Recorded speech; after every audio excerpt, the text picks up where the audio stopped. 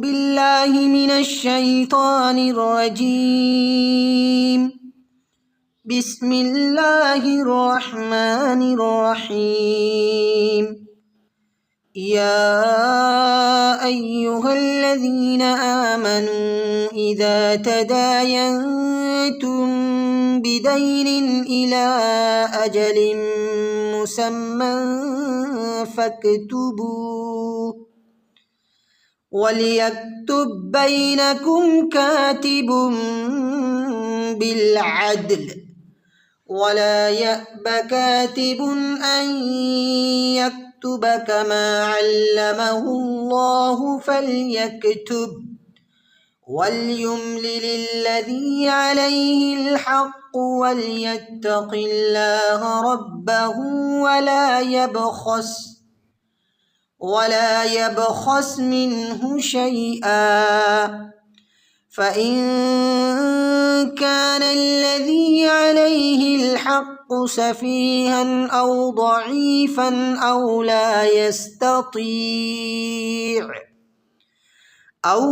يستطيع أن يمل هو فليملل وليه بالعدل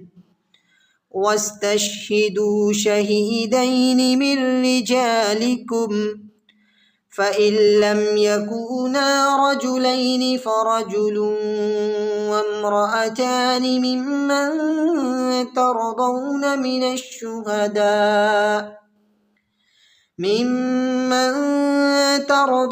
من الشهداء أن تضل إحداهما فتذكر إحداهما الأخرى، ولا يأبى الشهداء إذا ما دعوا، ولا تسأموا أن تكتبوه صغيرا أو كبيرا إلى أجله، ذلكم أقسط عند الله وأقوم للشهادة وأدنى ألا ترتابوا إلا أن تكون تجارة حاضرة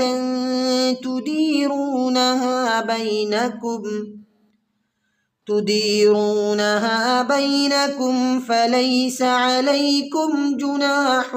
ألا تكتبوها، وأشهدوا إذا تبايعتم ولا يضار كاتب ولا شهيد، وإن تفعلوا فإنه فسوق بكم، واتقوا الله ويعلمكم الله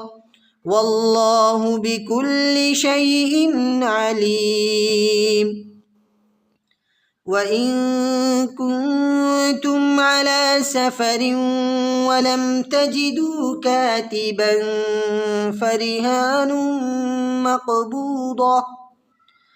فإن أمن بعضكم بعضا